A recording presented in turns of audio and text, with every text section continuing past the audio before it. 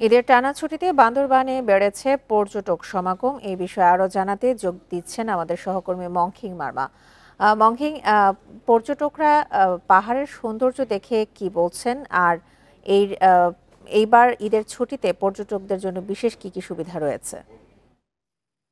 Bundle থাকলে প্রতি সেনমানিতে টাকা বাঁচবে। বিকাশ সেনমানি বান্ডেল কিনে জিতুন প্রতি লেনদেনে। দেখুন, বান্দরবানে মূলত ঈদকে কেন্দ্র করেই এখানে পর্যটন যে স্পটগুলো আছে সেগুলোতে সচরাচর বিকেল টাইমটাতেই এখানে পর্যটক ঘুরতে আসেন বেশিরভাগ। আমি গতকালকেও দেখেছি যে সন্ধ্যার বিকাল নাগাদ কিন্তু পর্যটকরা আসতে শুরু করে 4টার বা 4:30টার পর থেকেই এখানে স্পটগুলোতে। আর যারা বান্দরবান থেকে যারা দুর্গম ট্রেক করতে যায় বা দূরের পাহাড় দেখতে যায় তারা কিন্তু রুমা এবং থানচিতে যেতে পারছেন।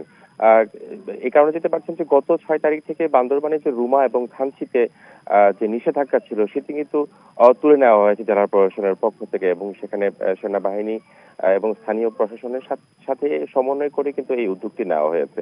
তো বান্দরবানের যে সকল স্পটগুলো আছে সেই সকল স্পটগুলোর মধ্যে যে দুর্গম বগালেক রয়েছে এখানে, এবং থানচি যে তিনদুর মুখ পর্যন্ত যে জায়গাগুলো আছে সেখানে কিন্তু পর্যটকরা যাচ্ছেন। তো মূলত গতকালকে থেকে তো ঈদ শুরু হয়েছে এবং আজকে ঈদের পরের দিন হয়তো বিকাল থেকেই এই নীলাচল, মেঘলা এবং যে জায়গাগুলো আছে সেই জায়গাগুলোতে পর্যটকদের ঢল নামবে।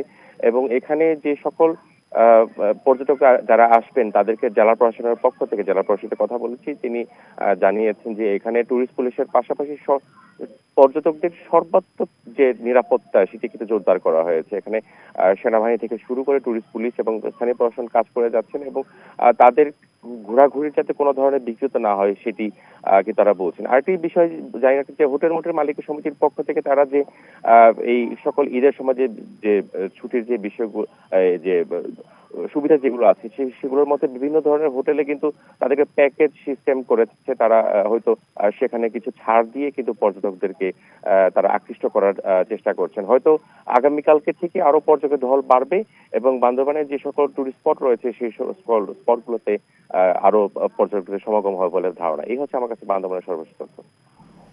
খাগড়াছড়ি থেকে পর্যটক সমাগমের সবশেষ তথ্য নিয়ে জানাচ্ছিলেন আমাদের সহকর্মী মংখিং মার্মা।